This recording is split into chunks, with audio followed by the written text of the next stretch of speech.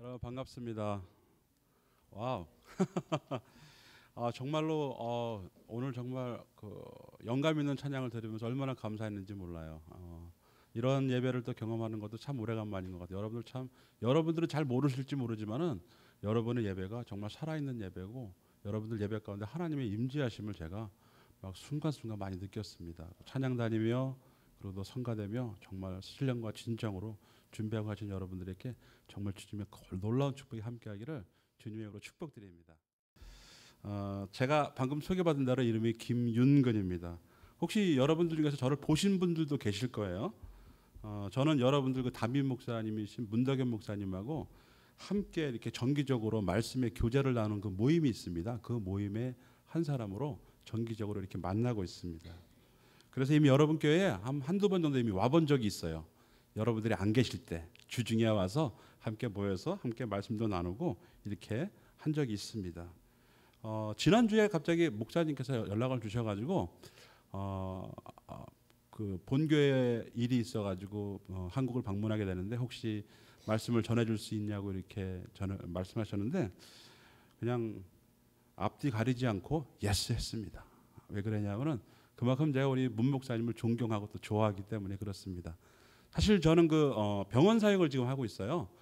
지난 6월 말까지는 뉴저지에 있는 교회 부교육자로 이제 있다가 사임을 하고 이제 뉴욕으로 넘어와서 지금 이제 도시 선교 사역, 뭐 홈레스들하고 같이 예배도 드리고 그다음에 멀티 에트닉 그 에반젤라이즘 하고 그다음에 호스피럴 채플린으로 이제 병원에서 사람들하고 이렇게 같이 예배를 좀 드리고 있어요. 그래서 오늘도 사실은 이 예배가 끝나면은 또 병원에 가서 또 예배를 드려야 됩니다. 사실 한 주에 두 예배를 섬긴다는 게 좀 어려운데 좀 망설일 수도 있었는데 문덕현 목사님께서 전화를 하셨기 때문에 제가 예스를 한 겁니다. 그래서 혹시 여러분들 조금 제가 이렇게 그렇다고 준비 없이 이렇게 온 것이 아니고 정말로 기도하면서 준비해가지고 와서 여러분들하고 말씀을 나누고자 하니까 우리 함께 하나님께 주시는 그런 은혜를 함께 나누시기를 소망합니다.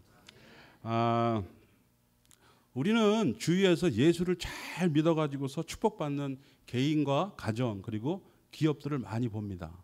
그리고 사람들이 참 그런 사람들을 많이 부러워하죠, 그죠? 그래서 많은 사람들이 하나님을 더욱더 열심히 섬기고 주를 섬기려고 합니다. 참 귀한 일입니다. 그런데 이러한 신앙이 때로 우리를 혼란에 빠뜨리기도 하는 것도 사실입니다. 왜 그러냐면은 누가 보아도 열심히 신앙생활을 하고 있는데도 오히려 믿지 않는 사람보다도 더 가난하게 사는 사람들이 참 우리의 주위에 많이 있거든요. 또 누가 보아도 정말 열심히 기도하고 신앙생활을 하는데 정말로 믿지 않는 사람보다 어려운 불행에 빠져서 정말 힘들게 사는 사람들이 우리 주위에 참 많이 있다는 것이 우리의 사는 이 세상의 사실이라는 거예요. 그런데 똑같은 어려움과 똑같은 그 불행에 빠져 있더라도 그 불행을 대하는 태도가 믿는 사람과 믿지 않는 사람의 태도가 다르다는 겁니다. 뭐냐면은 믿지 않는 사람들에게는 나에게 처한 불행이 그냥 온전히 나의 불행입니다. 그렇기 때문에 그 불행은 나의 것이 될 수밖에 없는 것이에요. 그런데 우리 열심히 하나님을 믿고 믿는 사람들은 그 불행이 내가 약할 때 나의 강함 되시는 예수님이 있기 때문에 그 믿음으로 그 어려움과 불행을 이겨나갈 수 있는 힘이 있는 것입니다. 바로 이것이 믿는 분과 안 믿는 사람과의 차이가 있는 거예요. 저는 사실 그 매주 목요일 날 저녁에 그 뉴욕 일원의 한인 홈레스들을 위한 구제 예배 모임이 있어요. 거기 나가서 함께 좀 사역을 돕고 있습니다. 그곳에는 많은 한인 홈레스들이 모이고 있어요. 여러분 좀 놀랐지 않습니까? 한국 사람들이 홈레스가 우리 뉴욕 주에 많이 있습니다. 현재 그 추산으로는 약 200여 명이 있다고 그래요. 그리고 제가 지금 함께 모이는 곳에는 약 40~50명이 모여요. 그들이 모이는 것은 사실은 예배를 위해서 모이는 건 아니에요. 그분들이 모일 때 우리가 뭔가 베푸는 거 여러 가지가 있습니다. 근데 그것들을 위해서 모이고 있지만은 그 사람들이 모였을 때 거기에 함께 이렇게 같이 동역하시는 목사님이 7분이 계신데 순서를 정해서 돌아가면서 말씀을 전하고 예배를 드리고 그다음에 복음을 선포합니다. 그런데 그 복음을 선포하는 가운데 이 사람들이 차츰차츰 변하는 것을 우리가 보게 돼요.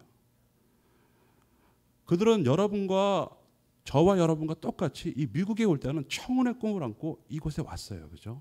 그런데 그냥 어떠한 상황 때문에 알코올 중독 또는 도박 중독에 빠져서 가정이 깨지고 그다음에 건강도 잃어버리고 이 거리에서 유리방황하는 그런 신세가 된 것입니다.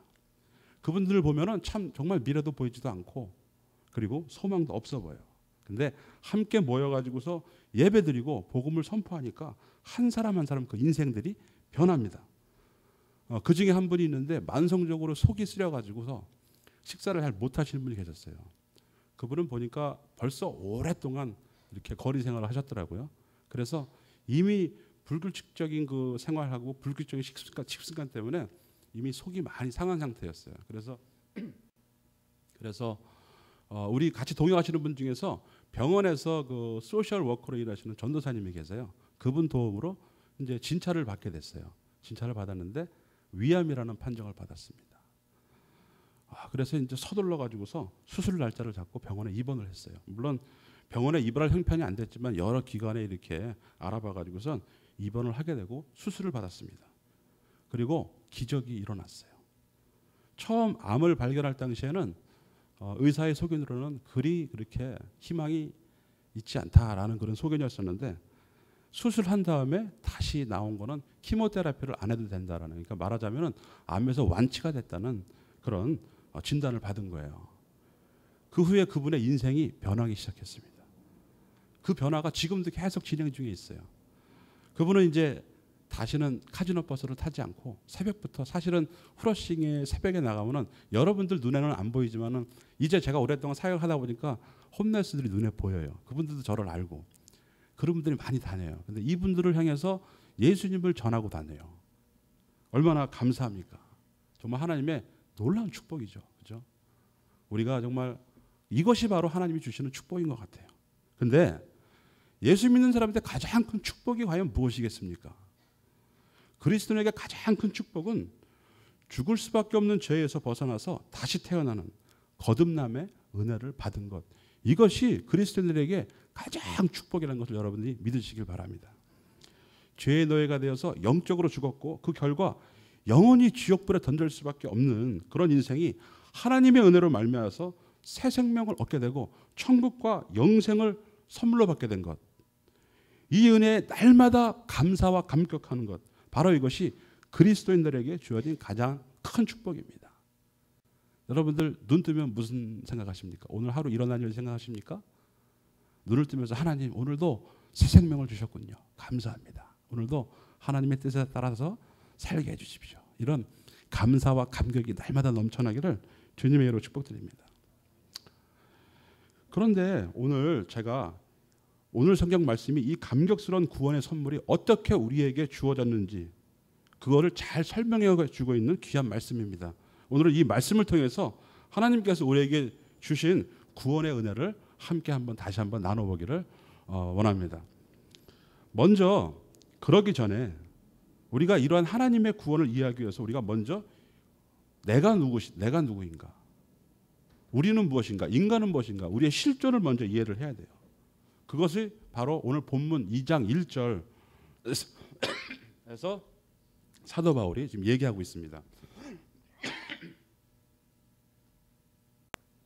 오늘은 저는 좀 설교가 좀 여러분들 어떨지만 성경을 계속 보거든요. 그러니까 본문 성경을 피시고 이렇게 한번 쭉 읽어가면서 하는 게 굉장히 좋을 것 같아요.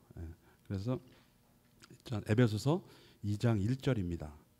에베소서 2장 1절 우리가 함께 봉독했으면 좋겠습니다. 준비되셨으면 한번 읽겠습니다. 시작. 너희의 허물과 죄로 죽었던 너희를 살리셨도다. 아멘. 너희의 허물과 죄로 죽었던 너희를 살리셨도다. 이것은 참으로 놀라운 말씀입니다. 이 말씀에 의하면은 인간은 다 누구나 다 허물과 죄로 죽은 사람이라고 지금 얘기를 하고 있습니다. 어떻게 살아있는 사람한테 죽었다고 지금 말할 수 있을까요? 여기서 죽음이란 육체적인 죽음이 아니라 물론 영적인 죽음을 뜻하는 것입니다. 여러분 장로교의 파운더죠. 존 칼빈이 이것에 대해서 허물과 죄로 인해 죽은 사람 이것에 대해서 하나님에 대해서 죽어있는 상태라고 이 상황을 설명을 했습니다. 다시 말하면 하나님과 단절된 상태를 말하는 것입니다. 바로 이러한 이유 때문에 우리 인간들은 우리 스스로의 힘만으로는 하나님을 알 수가 없게 된 것입니다. 우리는 세상의 모든 것을 보고 듣고 배워서 알 수 있습니다. 하지만 보이지 않는 하나님, 그러나 실제로는 존재하시는 하나님, 실제로 존재하셔서 이 세상을 창조하시고 지금도 우리 가운데 거하시고 지금도 온 우주의 질서를 섭리하시는 그 하나님, 그분을 우리가 알 수가 없다는 거예요. 바로 이러한 이유 때문에 우리 인간은 선하신 하나님의 뜻을 모르기 때문에 우리 스스로 선을 행할 수도 없고 또 의롭게 살 수도 없게 됐다는 것입니다. 이렇게 허물과 죄로 죽은 사람에게는 나타나는 세 가지 특징이 있어요. 오늘 본문에서 그거를 차근차근 얘기를 해주거든요. 첫째, 이런 사람들은 세상 풍속을 쫓는다고 이렇게 얘기를 하고 있어요. 본문 2절에 나옵니다. 제가 잠깐 읽을게요. 그때에 너희가 그 가운데서 행하여 이 세상 풍속을 쫓고라고 얘기를 합니다. 허물과 죄로 인해서 죽은 사람의 특징이 바로 이 세상 풍속을 쫓는다고 얘기를 하고 있어요. 이 세상을 사랑하고 이 세상에 있는 것들만 사랑한다고 얘기를 하는 거예요. 이런 사람들은 이 세상에 있는 것을 얻는 것, 이 세상에서 더 많이 얻는 것을 바로 인생의 목표로 살고 있다는 것입니다. 이런 사람들은 인생의 성공과 실패, 소망과 삶의 의미가 다 이 세상에 있는 거예요. 그래서 이런 사람들은 이 세상의 변화에 울고 웃습니다. 자신이 경영하는 가게가 잘 되면 웃고 잘 안 되면 웁니다. 그리고 자기가 키운 자녀가 자기의 뜻대로 잘 되면 기뻐하고 또 뜻대로 잘 안 되고 잘 비껴나가면 슬퍼하고 그렇게 합니다. 여러분 창세기 6장에 무슨 이야기가 나오는지 아십니까? 창세기 6장에 바로 노아의 대홍수 얘기가 나와요. 근데 많은 사람들이 노아의 홍수에 대해서 얘기를 하면서 왜 세상이 홍수로 멸망할 수밖에 없었는가에 대해서 많은 관점에서 얘기를 합니다. 그런데 의외로 예수님의 해석에 의하면 이 원인이 아주 간단합니다. 예수님은 마태복음 24장 38절에서 예수님께서 말씀하신 게 있어요. 뭐라고 얘기를 하셨냐면 홍수 전에 노아가 방주에 들어가는 날까지 사람들이 먹고 마시고 장가들고 시집가고 있으면서 홍수가 나서 저희를 다 멸하기까지 깨닫지 못하였으니 인자의 임함도 이와 같으리라. 이렇게 예수님께서 말씀하셨다는 거예요. 예수님의 말씀에 의하면 노아 시대에 세상이 멸망했던 이유가 놀랍게도 그들의 삶이 모두 먹고 마시고 시집가고 장가가는 일, 세상 일, 세상을 쫓는 일이 전부였던 까닭이라는 거예요. 노아 시대 사람들은 너무나도 이 세상에 먹고 사는 일에 열중한 나머지 먹고 마시고 시집가고 장가가면서 홍수가 나서 저희를 다 멸하기까지 깨닫지 못했다는 거예요. 얼마나 그들이 세상을 치열하게 살았는지 아시겠죠? 이러한 모습이 혹시 우리들 모습하고 좀 닮지 않았습니까? 저들의 잘못은 정말 너무 평범한 거였어요. 너무나 평범하게 이 세상에서 먹고 사는 일에 열중한 나머지 시집가고 장가가면서 홍수가 나서 저희가 다 멸할 때까지 몰랐다는 거예요. 그렇게 살다 보니까 하나님이 안 보였다는 거예요. 하늘을 보고 살은 적이 없다는 거예요. 땅만 보고 내 주위만 보고 모든 환경을 보고 살다가 보니까 결국은 멸망하게 되었다는 거예요. 바로 이것이 허물과 죄로 인해서 죽은 사람들의 모습이라는 것입니다. 허물과 죄로 인해서 죽은 사람들에게는 하나님이 보이지가 않습니다. 보일 리가 없죠. 다만 보이는 것은 이 세상뿐인 거예요. 여러분 이 시간에 여러분 자신에게 스스로 한번 질문을 좀 해보시기 바랍니다. 대답은 안 하셔도 됩니다. 스스로 한번 대답을 한번 해보십시오. 여러분은 무엇을 바라보고 사십니까? 어제도 오늘도 무엇을 쫓아서 살았습니까? 내일은 또 무엇을 쫓아서 살기를 원합니까? 여러분이 그리고자 하는 인생의 그림 속에 하나님은 있습니까? 있다면 과연 얼만큼이나 있습니까? 여러분의 인생의 계획표에는 어떤 하나님의 선하신 뜻이 있습니까? 둘째로 허물과 죄로 인해 죽은 사람의 특징은 공중권세 잡은 자, 즉 사단을 따르는 삶을 살게 되는 것입니다. 사단을 따르는 모든 사람에게 나타나는 공통점이 무엇이냐면 바로 불순종입니다. 오늘 본문 2절에서 그것을 설명하고 있는데요. 본문 2절을 우리 같이 한번 읽어볼게요. 시작. 그때 너희가 그 가운데서 행하여 이 세상 풍속을 쫓고 공중의 권세 잡은 자를 따랐으니 곧 지금 불순종의 아들들 가운데서 역사하는 영이라. 아멘. 성경에서 말하는 사단의 정체는 살인한 자여 거짓말쟁이라고 되어 있습니다. 그래서 이 사단에게 매인 사람들에게 나타나는 것, 그 삶이 거짓말하고 미워하고 교만하고 혈기를 잘 내고 분노하고 질투하고 그리고 이기적으로 살아간다는 거예요. 여러분, 사단이 원래 하나님께서 만드신 천사 중에 하나라는 거 아시죠? 그런데 이 천사를 하나님께서 만드신 것은 뭐냐면 하나님의 말씀에 행한 대로 행하라고 만들었는데 이 천사가 하나님을 불순종했어요. 그래서 사탄이 된 거예요. 그래서 이 사탄의 본질은 불순종하는 거예요. 그런데 예수 그리스도는 순종의 영입니다. 예수님은 죽기까지 하나님 아버지께 순종하셨습니다. 성경에서 나타난 예수님의 그 능력을이라면은 예수님이 마음만 먹었다면 십자가에 안 달릴 수 있었을 거예요. 그죠? 그런데 예수님께서는 겟세마네 동산에서 나의 원대로 마옵시고 아버지의 뜻대로 하시옵소서라는 기도를 하시고 죽기까지 순종을 했다는 거예요. 여러분, 구약의 십계명을 봐도 그렇습니다.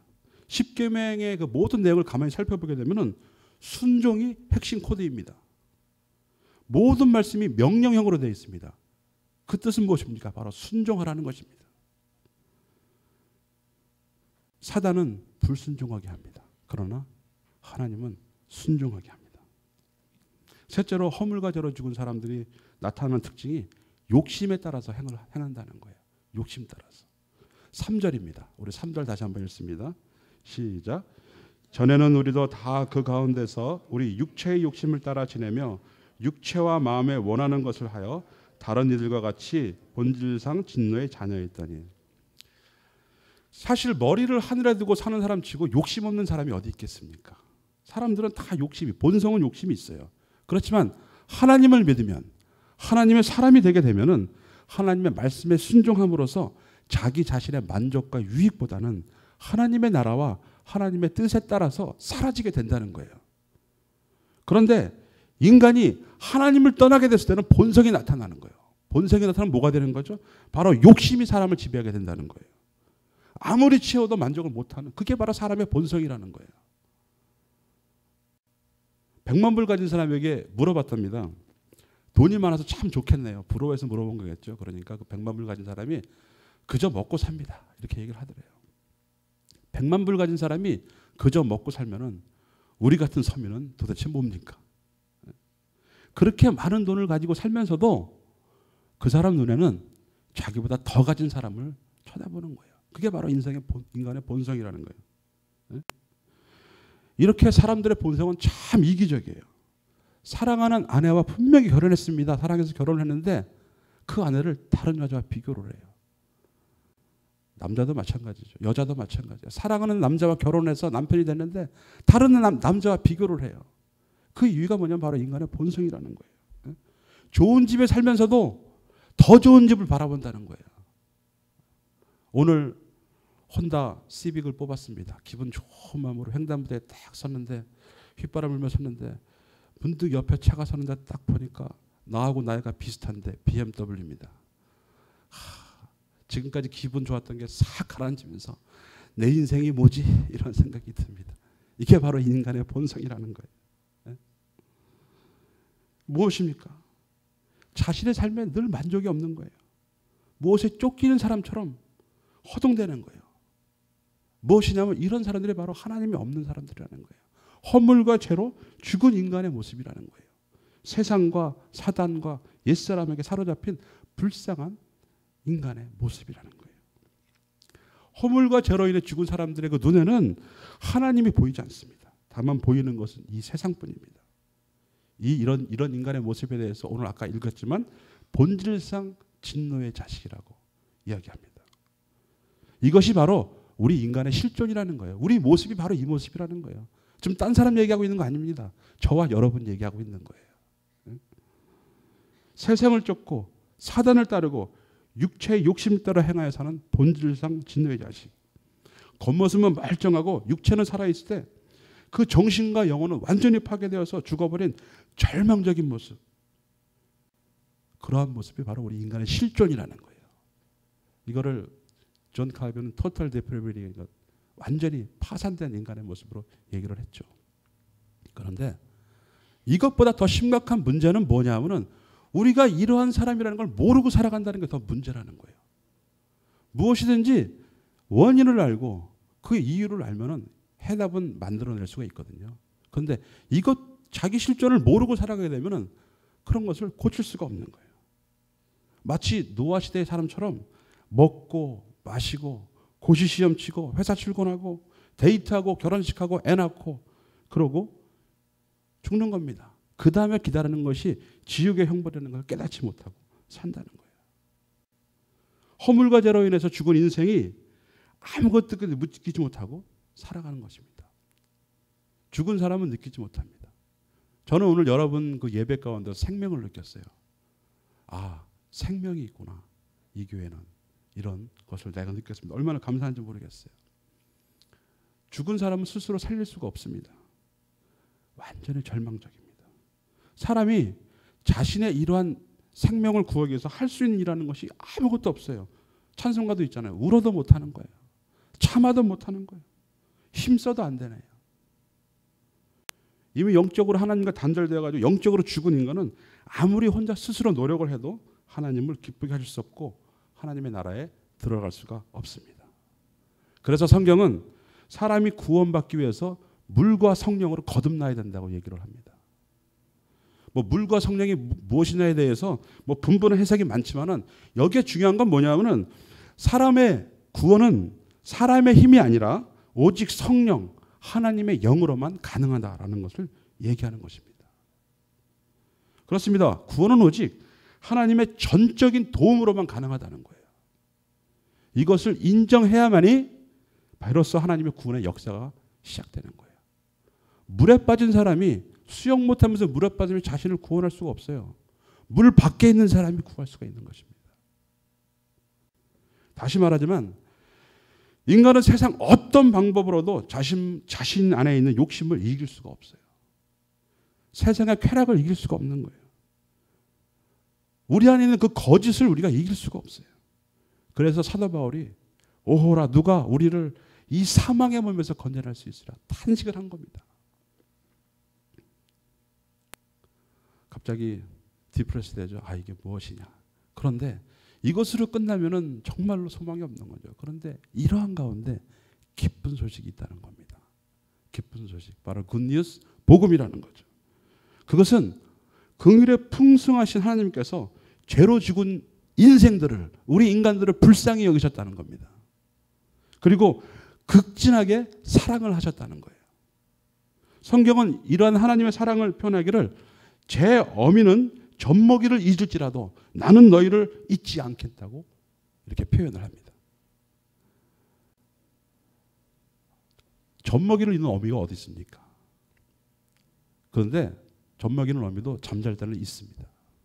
그런데 하나님께서는 그 잠자는 순간까지도 우리를 잊지 않고 우리를 사랑하신다고 바로 그렇게 얘기를 하는 거예요. 하나님은 젖먹이에 대한 어미의 그 사랑보다도 더한 사랑으로 여러분과 저를 사랑해 주셨습니다. 그래서 오늘 4절, 5절을 주신 겁니다. 우리 4절, 5절 한번 다시 한번 읽어볼까요? 시작. 긍휼에 풍성하신 하나님이 우리를 사랑하신 그 큰 사랑을 인하여 허물러 죽은 우리를 그리스도와 함께 살리셨고 너희가 은혜로 구원을 얻은 것이라. 아멘. 아멘. 허물과 죄로 죽은 죄인들에게 베풀어 주신 그분의 풍성한 긍휼과 크신 사랑을 한마디로 이야기하면 바로 은혜라는 거예요. 은혜.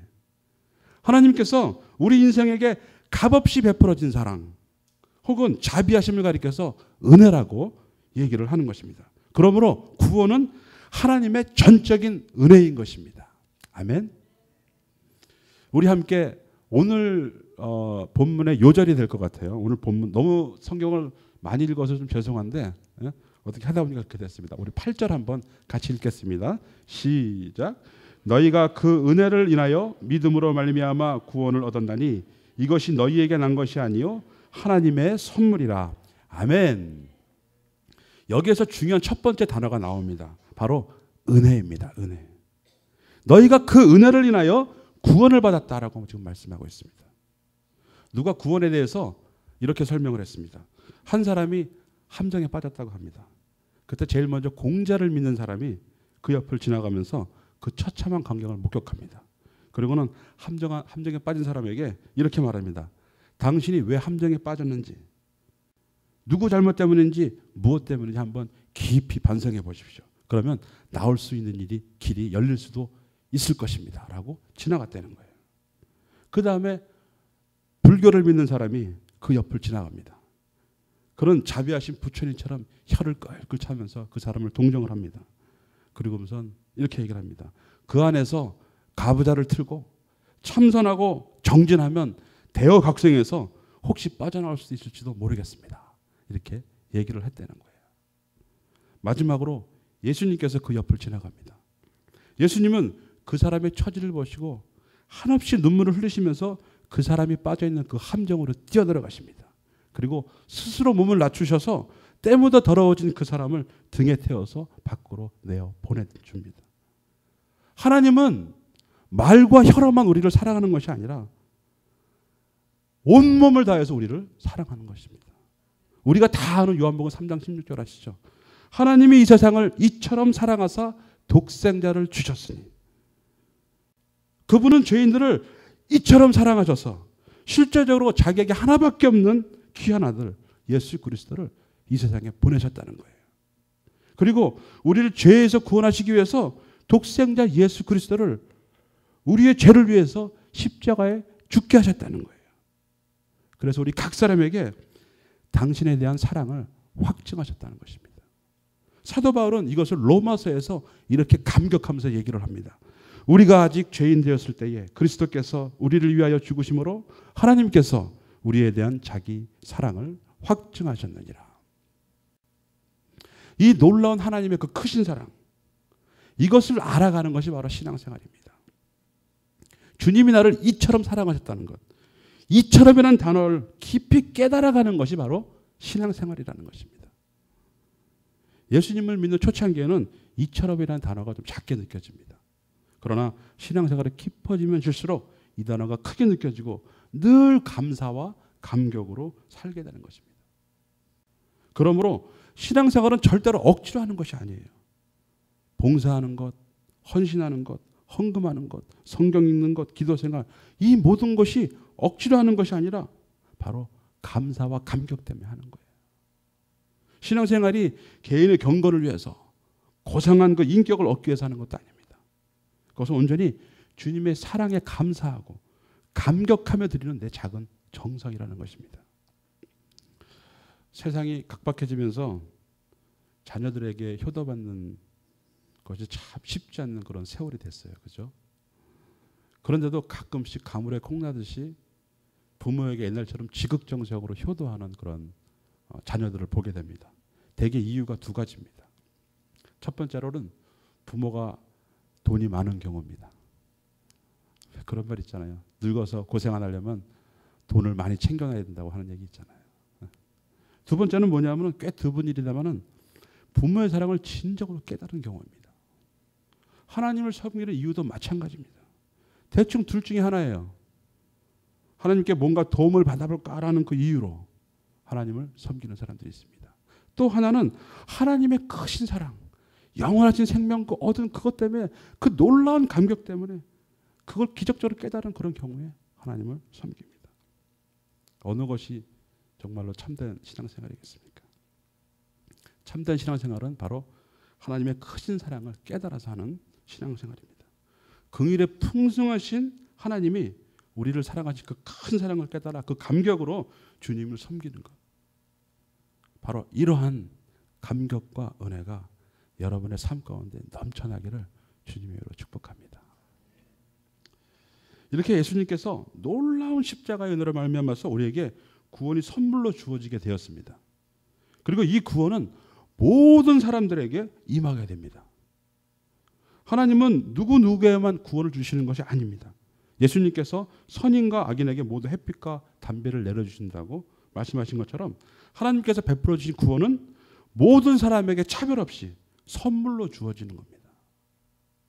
그런데 어떻게 구원받은 사람과 그렇지 않은 사람이 있을까요? 그 질문에 대한 답이 역시 8절에 다시 나옵니다. 우리 8절 다시 한번 봉독합니다. 8절입니다. 시작. 너희가 그 은혜를 인하여 믿음으로 말미암아 구원을 얻었나니 이것이 너희에게서 난 것이 아니요 하나님의 선물이라. 이번에 중요한 단어는 뭐냐면 믿음입니다. 믿음. 구원은 하나님께서 하나님의 은혜로 누구에게나 주시는 놀라운 선물입니다. 그렇지만 그것을 누리는 사람이 있고 그렇지 못한 사람이 있습니다. 그것은 바로 믿음에 따라서 달라지는 겁니다. 아무리 하늘에서 단비가 내려도 그릇을 내밀어서 받지 않게 되면 내 것이 될 수가 없습니다. 채워지지가 않습니다. 여러분들 연세들이 어떻게 될지 모르고 혹시 서영춘 코미디언들은 다 아시죠? 제가 어렸을 때 아주 어렸을 때 이런 노래를 부른 적이 있어요. 인천 앞바다에 사이다가 떴다 해도 곱부 없이는 못 마십니다. 이런 거 혹시 불러본 적 있으세요? 여기 곱부라고 나왔는데 곱부가 뭐냐면 컵입니다. 컵. 인천 앞바다에 사이다가 되게 귀할 때거든요. 사이다하고 삶은 계란 언제 먹었죠? 소풍 갈 때 먹었습니다. 아주 귀하게 먹었던 거예요. 근데 그 칠성 사이다 그걸 먹으려도 그걸 따가지고 따를 수 있는 컵이 없으면 못 먹는다는 얘기예요. 은혜도 마찬가지예요. 구원도 마찬가지라는 거예요. 사이다가 은혜라면은 곱부는 바로 믿음이라는 거예요. 아무리 은혜가 주어지면 뭐합니까? 그걸 받으려는 그릇이 없는데. 주일날 아무리 설교를 들어도 은혜 받는 사람과 은혜 받지 않는 사람으로 나뉩니다. 여러 가지 이유가 있을지 모르겠지만 많은 경우가 바로 믿음의 곱부의 문제입니다. 그것이 있고 없고의 차이, 그리고 그 곱부가 얼마나 크나의 차이입니다. 그래서 성경에서 뭐라고 얘기하죠? 내 입을 크게 열라 라고 얘기를 하잖아요. 믿음이라는 한마디로 얘기를 한다면 입을 하나님 앞에 크게 벌리는 겁니다. 그리고 자기에게 주어진 선물을 마음껏 받아들이는 것. 그것이 바로 믿음인 거예요. 하나님께서 주시는 놀라운 구원의 선물을 아멘으로 마음으로 받아들인 것. 그게 바로 믿음이라는 겁니다. 사실 믿음같이 쉬운 게 없어요. 그죠? 하나님께서 하신다고 하면 그냥 아멘하면 되는 거예요. 하나님께서 주 예수를 믿으라. 그리하면 너와 네 집이 구원을 얻으리라. 그러면 아멘. 그렇게 될 줄로 믿습니다. 그러면 그게 내 것이 되는 거예요. 그게 바로 믿음이라는 거예요. 큰 산아 수룹바벨 앞에서 평지가 되리라. 아멘. 그렇게 될 줄로 믿습니다. 그럼 평지가 되는 겁니다. 그게 바로 믿음이라는 거예요. 죽은 나사로를 살리기 위해서 그의 누이들인 마르다와 마리아가 할 수 있는 것은 아무것도 없었어요.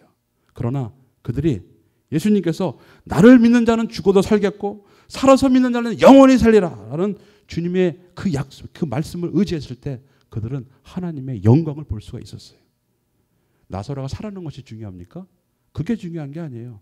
나사로는 살아났지만 또 죽었어요. 지금 안 살아있잖아요. 그런데 뭐가 중요한 겁니까?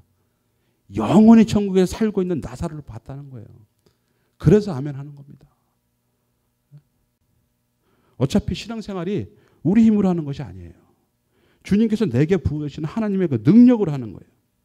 그런데 주님은 인격이십니다. 인격. 그런데 내가 믿음으로 동의하지 않으면 주님께서 역사하지 않으신다는 거예요. 그 믿음의 동의가 바로 아멘으로 화답하는 겁니다. 잔치집에 가서 아무리 큰 진수성찬이 있더라도 그걸 먹지 않으면 내 것이 안 됩니다. 하나님께서는 우리 인생들에게 구원이라는 진수성찬을 차려주셨어요. 이제 그 밥상을 받아서 먹는 것은 나의 의지라는 거예요. 오 사랑의 예수님 내 마음을 곧 엽니다. 곧 들어와 나와 동거하며 내 생명이 되소서. 이렇게 주님을 내 마음에 영접하고 받아들일 때 우리는 하나님의 자녀로 새롭게 지음받게 되는 것입니다. 그리고 하나님께서 베푸신 구원의 풍성한 것을 삶 가운데 누리게 되는 것입니다. 이렇게 구원받은 사람의 그 삶의 변화가 임하는데요. 그 삶이 이전과 같지 않게 되는 거예요. 예수를 잘 믿는데 그 사람의 변화가 없다. 그거는 눈을 싹 가자미 눈을 뜨고 봐야 됩니다. 분명히 구원받은 사람은 삶의 변화가 있게 돼 있는 거예요. 우리 10절 한번 보겠습니다. 10절입니다. 함께 읽습니다. 시작. 우리는 그의 만드신 바라 그리스도 안에서 선한 일을 위하여 지으심을 받은 자니 이 일은 하나님이 전에 예비하사 우리로 그 가운데서 행하게 하려 하심이니라. 아멘. 이 말씀처럼 구원받은 사람에게 나타나는 현상은 바로 새로운 창조입니다. 새로운 창조. 예전에는 도저히 생각할 수 없었던 선한 일을 한다는 거예요. 세상과 사단과 육체의 욕심을 따라서 행했지만은 그러나 구원받은 인생은 달라진다는 거예요. 마음이 새롭게 되고 변화를 받아서 하나님께서 기뻐하시고 온전하시고 선하신 뜻에 따라서 행하게 된다는 겁니다. 매사에 불평했던 그런 인생이 달라지는 거예요. 맨날 무슨 일이든 억울했던 그런 마음이 없어지게 됩니다. 건강에 좋지 않은 술과 담배가 끊어지는 거예요. 쾌락과 죄악이 싫어지고 미워했던 삶이 사랑으로 변하게 됩니다. 항상 낙심하고 좌절하고 불평했던 그런 인생이 희망과 열정으로 새롭게 일어나게 되는 거예요. 사랑하고 믿고 견디며 바라게 되는 것입니다. 언제나 무슨 일이든지 미소 짓고 기뻐하며 매사에 감사하는 삶을 살게 되는 것입니다. 마치 한여름밤에 깊은 꿈을 꾼 것처럼 의미 없는 인생에 썩어질 것들에 대한 애정이 식어지고 정말 새로운 것들에 대한 희망과 소망이 솟아나는 거예요. 그러면 이런 얘기를 해요. 사람들이 이런 얘기를 해요. 그러면 세상을 무슨 재미로 사냐. 그런 얘기 많이 듣죠. 어떤 사람 또 물어보면 그래. 난 좀 세상에 좀 더 놀다가 나중에 믿을게요. 지금 믿으면 재미가 없을 것 같다고 뭐 이런 식으로 얘기하는 사람도 있어요. 근데 이건 여러분 사단의 속임수입니다. 사단은 우리를 속여서 천국을 재미없는 곳으로 만들어 놓은 거예요. 왜 재미가 없겠어요? 정말 믿음으로 구원이 임하는 그때 우리는 지금은 알 수도 없는 그런 놀라운 인생의 재미가 새롭게 우리에게 일어난다는 거예요. 우리 마치 문을 열고 들어가기 전에 세상과 그 다음에 문을 열고 들어간 이후에 그 세상이 다른 것처럼 저 영생의 문 뒤에는 이 세상의 즐거움과 쾌락보다 훨씬 더 흥분시킬 만한 가치가 있고 재미있고 즐거운 일들이 분명히 많이 있습니다. 아멘? 아멘입니다. 내가 거기에 대해서 증거를 대볼게요. 그렇지 않다면 예수님의 12제자가 한 사람도 빠짐없이 어떻게 순교를 할 수 있었겠습니까? 그 사람들도 제자라고 그렇다 치지만 어떻게 초대교회에 많은 사람들이 사자밥이 되고 불에 타 죽고 톱에 쓸려 죽어도 그 믿음을 지켰겠어요. 이 세상의 즐거움보다 더한 놀라운 즐거움이 주님 안에서의 즐거움이 분명히 있다는 거예요.